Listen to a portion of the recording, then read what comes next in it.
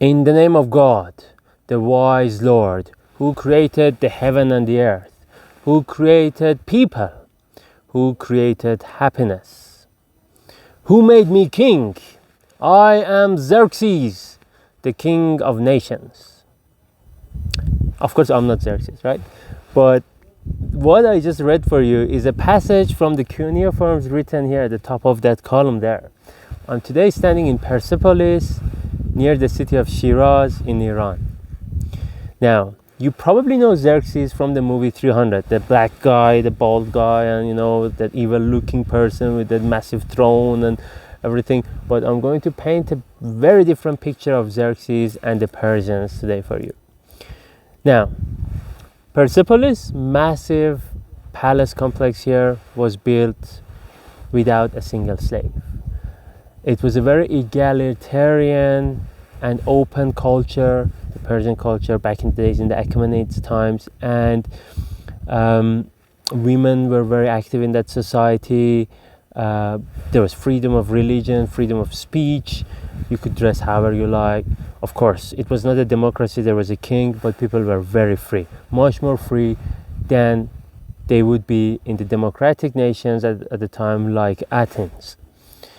And you know, in the Battle of Thermopylae or Hot Gates, that's a very famous battle because it not only kind of gave the Greek a national identity, not because they used to be mostly city-state, it kind of gave them a national identity, but also 300 people, 300 Spartans sacrificed their lives. They were very courageous and honorable and stood there to their last breath and blood and fought. We actually know that it wasn't 300 people, it was 300 Spartans. The total number of people there was about 1,500 to 2,000 people, but that doesn't change the fact that they were very courageous and fought.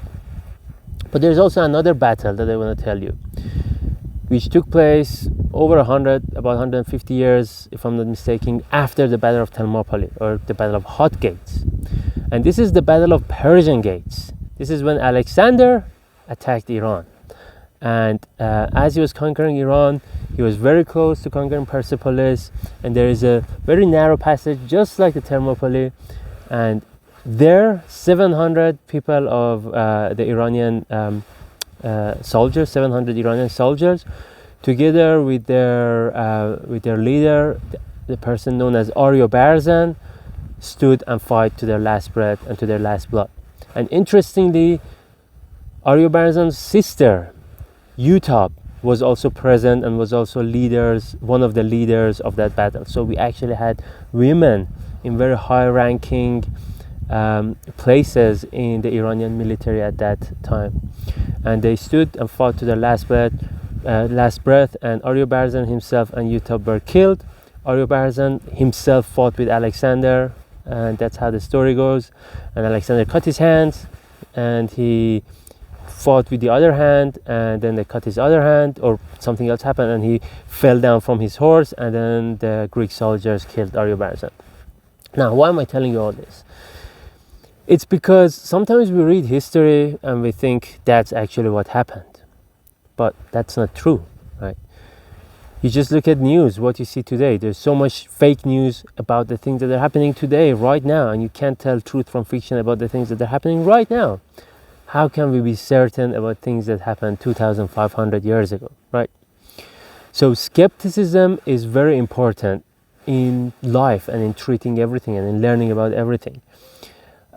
Skepticism doesn't mean that we dismiss everything and say, no, that's impossible, no, that's not going to happen, that's not what happened and everything, and we dismiss it upon hearing it.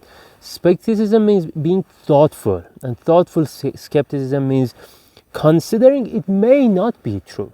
It may be true, but it may not be true, or there may be some fiction integrated with it. And also remembering that history is written by the victors.